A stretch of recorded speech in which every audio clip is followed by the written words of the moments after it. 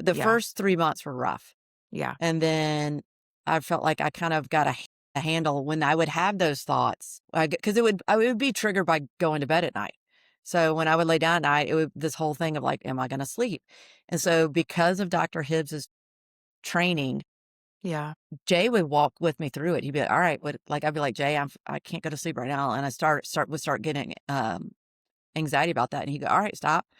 Remember what Dr. Hibbs told us. And he would kind of walk me through it. So I would say a full year before I really felt like I had a handle on, like, when I would feel that way at night, and just be able to use those tools that I had gotten from Dr. Hibbs. But when we travel now, Jay and I, we love to travel. And when we go to Europe and your body clock gets all off, it's always the second night where I Yep. cannot go to sleep. Yep. And it's so funny. It triggers that. And I think, oh my God, I'm not gonna sleep. And I have to remind myself, this is not what you were going through back then. It's a familiar Yeah. memory, Yep. but this is not like you're Same. okay.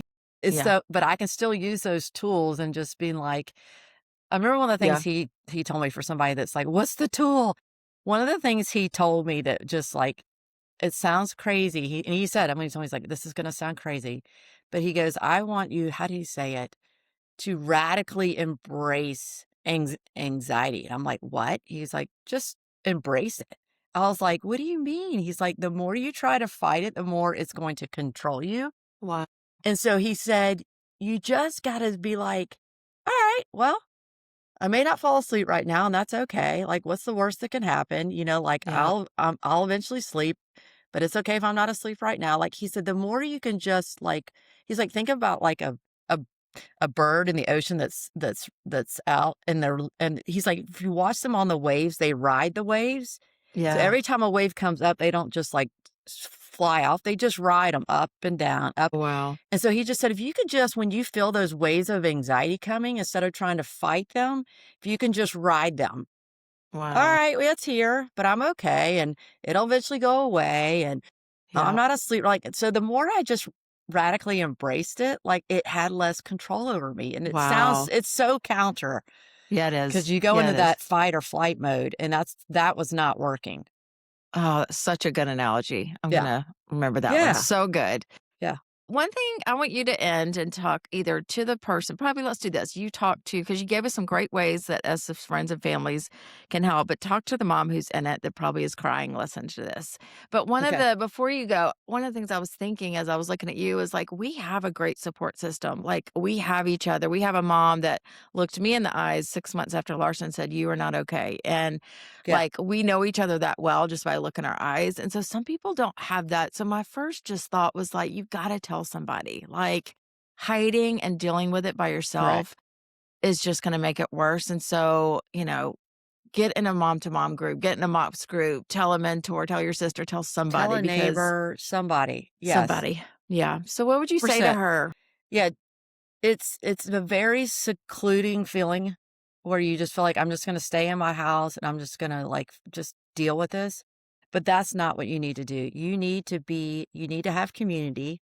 You need to have someone you can trust, whether it's a friend or a small group or someone in your family, but someone that knows what's going on, and you can be real with, you can share, I'm really struggling today, because you need to talk about it. But also, you try to find things to do to get your mind off of it. So whether that's going for a walk, if it's listening to a podcast, if it's meeting a friend, even if you look like The Walking Dead, Yeah. like your friend knows what you're going through, just say, I'm coming over and we're going to do anything, because it's amazing when you can just stay busy, just keep going and get it Yeah. loses its grip on you. Yeah. Don't be afraid to talk to a doctor, because I since are there for a reason, and you don't have to think about it as, I'm going to be on this for life, or there's something wrong with me. No, it's Yeah. just getting your hormones and your body's ability to normalize itself back on track. Doctors are excellent at helping with that. And then also, don't be afraid to have a professional to talk to that Yeah. can help you with those thoughts, and how to retrain those thoughts, because that's life-changing, and then just fill your life with scripture, fill your life with worship music, anything that can just keep your mind and your hearts focused on God's grace and goodness and that He is going to help you through this, and just know you're not alone.